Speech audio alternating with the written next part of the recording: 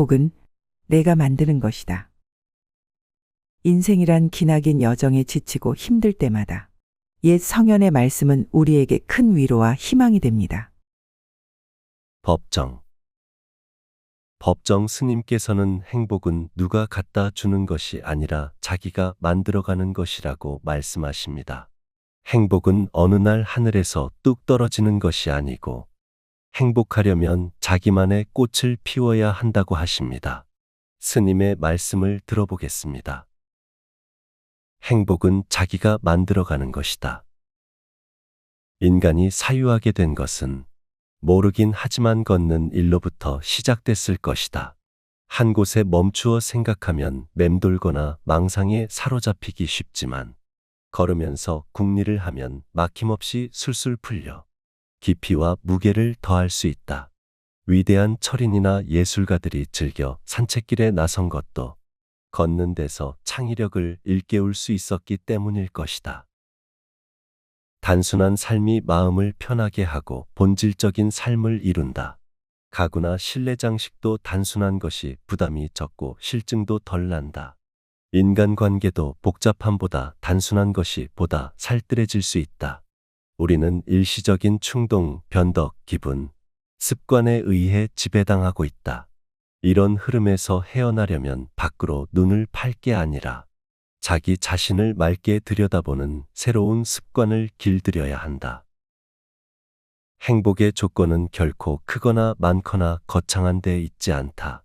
그것은 지극히 단순하고 소박한 데 있다. 조그마한 일을 가지고도 얼마든지 행복해질 수 있다. 조촐한 삶과 드높은 영혼을 지니고 자기 인생을 살 줄 안다면 우리는 어떤 상황에서도 행복해질 수 있다. 적거나 작은 것을 가지고도 고마워하고 만족할 줄 안다면 그는 행복한 사람이다. 현대인들의 불행은 모자람에서가 아니라 오히려 넘침에 있음을 알아야 한다. 모자람이 채워지면 고마움과 만족할 줄 알지만 넘침에는 고마움과 만족이 따르지 않는다. 우리가 불행한 것은 가진 것이 적어서가 아니라 따뜻한 가슴을 잃어가기 때문이다. 따뜻한 가슴을 잃지 않으려면 이웃들과 정을 나누어야 한다. 뿐만 아니라 동물이나 식물 등 살아있는 생물들과도 교감할 줄 알아야 한다. 누구나 바라는 행복은 어디서 오는가? 행복은 밖에서 오지 않는다. 행복은 우리들 마음속에서 우러난다. 오늘 내가 겪은 불행을 누구 때문이라고 생각하지 말라. 남을 원망하는 그 마음 자체가 불행이다. 행복은 누가 만들어 갖다 주는 것이 아니라 내 자신이 만들어 간다. 자기다운 꽃을 피워라. 풀과 나무들은 저마다 자기다운 꽃을 피우고 있다. 그 누구도 닮으려 하지 않는다. 풀이 지닌 특성과 나무가 지닌 특성을 마음껏 드러내면서 눈부신 조화를 이루고 있다. 풀과 나무들은 있는 그대로 그 모습을 드러내면서 생명의 신비를 꽃 피운다. 자신의 존재를 있는 그대로 받아들이지 못하면 불행해진다. 진달래는 진달래답게 피고 민들레는 민들레답게 피면 된다. 남과 비교하면 불행해진다. 삶이 하나의 흐름이라는 것을 실감한다. 그 어떤 형태의 삶이라 할지라도 틀에 갇혀 안주하다 보면 굳어진다. 굳어지면 고인 물처럼 생기를 잃는다. 사람은 동물이라 움직임이 없으면 무디어지고 또한 시들고 만다.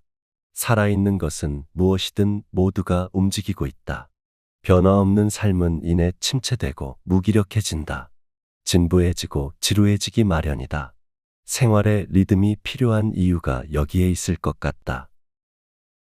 사람은 저마다 자기 빛깔과 특성을 지니고 있으므로 자기 자신답게 살려면 그 빛깔과 특성을 마음껏 드러내야 한다. 그런데 사람들은 자신의 특성은 묵혀둔 채 남을 닮으려고 한다. 자기 특성을 마음껏 발휘하면서 어떤 일에 전념할 때 우리 마음은 온갖 근심 걱정에서 벗어나 투명하고 평온해진다. 이런 상태가 마음의 안정이다. 자기에게 주어진 인생을 보다 값있게 살 줄 알아야 한다. 가치 부여를 할 수 없는 삶은 단지 생존일 뿐, 생존에만 급급한 나머지 생활이 없는 사람을 어떻게 인간이라고 부를 수 있을 것인가. 많이 가지고 떵떵거리며 산다 할지라도 마음이 넉넉하지 못하면 값 있는 인생이라고 할 수 없다. 비록 가진 것이 적더라도 마음의 여유를 지니고 최선을 다해서 자기 몫을 살아간다면 그는 당당한 인생을 이룰 수 있다. 스스로 즐거움을 만들어낼 수 있어야 한다. 이 세상은 자체가 즐거움만 있는 세상이 아니기 때문이다. 울적할 때는 노래를 불러보라. 막혔던 가슴이 조금씩 열릴 것이다. 그래도 안 되면 심호흡을 몇 차례 하고 나서 방 안을 쓸고 닦는 청소라도 해보라. 마음에 낀 먼지와 때가 벗겨지고 그 자리에 맑은 바람이 감돌고 따뜻한 햇살이 비칠 것이다. 우리는 지금 죽지 않고 살아있다는 사실에 고마워할 줄 알아야 한다. 이 세상의 영원한 존재는 그 어디에도 없다. 모두가 한때일 뿐이다. 그러니 살아있을 때 이웃과 따뜻한 가슴을 나눠야 한다. 사람의 자리를 잃지 않고 사람된 도리를 지키려면 비슷한 여건 속에 살면서도 어떤 사람은 자기 처지에 고마워하고 만족하면서 밝게 사는 사람이 있다. 그런가 하면 어떤 사람은 불평과 불만으로 어둡고 거칠게 사는 사람이 있다. 나는 행복한가 불행한가? 나는 행복의 대열에 끼고 싶지. 불행의 대열에는 결코 끼고 싶지 않다. 그렇다면 내가 내 안에서 행복을 만들어야 한다. 사람에게는 그 자신만이 지니는 특성이 있다. 그것은 우주가 그에게 준 선물이며 그 자신의 보물이다. 그 특성을 마음껏 발휘하려면 무엇보다 먼저 긍정적인 사고가 받쳐주어야 한다. 모든 일을 긍정적으로 생각하면 일마다 잘 풀린다. 매사를 부정적으로 생각하면 도리어 될 일도 안 되고 일마다 꼬인다. 이 세상은 공평무사하게 누구에게나 24시간이 주어져 있다. 그 시간을 어떻게 쓰느냐에 따라 그 인생은 달라진다.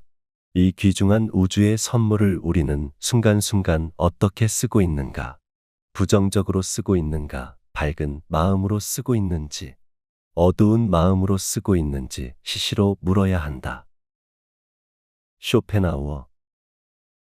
쇼펜하우어는 말합니다. 행복한 사람은 늘 거기에 맞는 이유가 있다. 그 이유는 그 자신이다. 행복한 사람인지 아닌지를 아는 방법. 행복한 사람은 늘 거기에 맞는 이유가 있다. 그 이유는 바로 그 자신이다. 젊고 아름답고 부유하고 사회적 명성도 가지고 있는 사람이 있다고 하자. 그가 행복한지 어떤지를 알고 싶다면 그가 밝은 사람인지를 보면 된다. 만약 밝고 쾌활하다면 그가 젊거나 혹은 늙었거나 아름답거나 추하거나 가난하거나 혹은 부자이거나에 상관없이 그는 행복한 사람이다. 많이 웃는 사람은 행복하고 많이 우는 사람은 불행하다. 라는 말이 있다. 너무나 단순하고 상투적인 말이지만 전곡을 찌르는 말이다. 그러므로 우리는 밝음이 들어올 때면 언제나 대문을 활짝 열어 놓아야 한다. 밝음은 결코 때를 잘못 맞추는 법이 없다.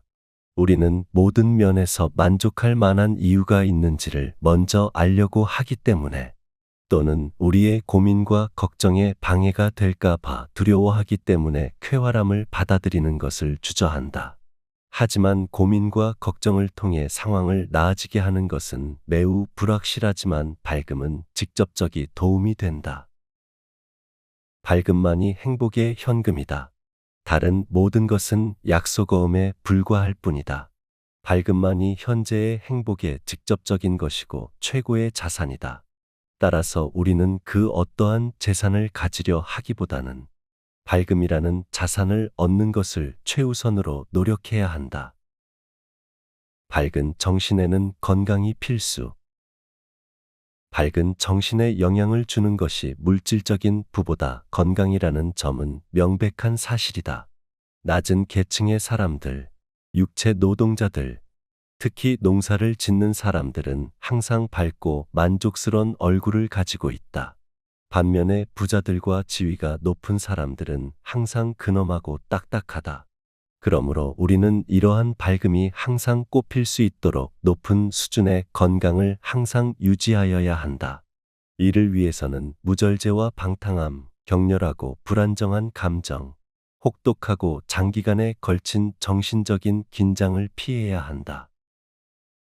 매일 야외에서 신선한 공기를 마시며 활발한 활동을 하고 자주 목욕과 식이 관리를 해야 한다. 매일 적절한 운동을 하지 않으면 건강을 유지할 수 없다. 그런 점에서 아리스토텔레스가 한 말은 아주 옳다. 움직이는 것에 인생이 있다. 생명은 움직임으로 구성되어 있고 바로 그 안에 본질이 존재한다. 유기체 내부는 전체에 걸쳐 끊이지 않고 격렬한 움직임을 하고 있다. 심장은 수축과 확장의 복잡한 이중 운동을 하는데 활발하고 지치지 않은 움직임으로 28번의 박동을 해 몸 전체의 혈액을 크고 작은 혈관으로 돌게 한다. 폐는 증기기관처럼 쉬지 않고 펌프질을 하며 장은 늘 연동운동으로 꿈틀거리고 있다. 모든 땀샘은 흡수와 분비를 지속하고 내 스스로도 모든 맥박과 호흡마다 이중 운동을 하고 있다. 늘 앉아있는 생활 방식을 가진 사람들처럼 외부 활동이 부족한 경우에는 외적인 안정과 내적인 혼돈 사이에서 해를 끼치는 극심한 부조화가 생겨난다. 이것은 끊임없는 내부의 움직임이 외부 움직임의 지원을 받기를 원하기 때문이다. 이러한 부조화는 우리 내부에서 끓고 있는 것을 밖으로 드러내지 못할 때 생기는 것과 아주 비슷하다. 나무조차도 건강하게 자라려면 바람을 통한 움직임이 필요하다. 이러한 경우에 딱 들어맞는 라틴어 격언이 있다. 운동은 빠를수록 더 운동다운 것이다. 기쁨의 근원은 내부에서 찾아야. 가장 좋고 가장 바람직한 것은 각자가 자신을 위해 존재하고 또 그것을 가능하게 하는 것이다. 그러한 사람이 많을수록 그래서 그 결과로 기쁨의 근원을 자신의 내부에서 찾을수록 더욱더 행복한 존재가 될 것이다. 그렇기에 아리스토텔레스는 이렇게 말했다. 행복은 스스로 만족하는 사람의 것이다. 어떠신가요? 옛 성현의 말씀이 당신에게 도움이 되었나요? 100살까지 무병장수. 오늘도 행복하세요.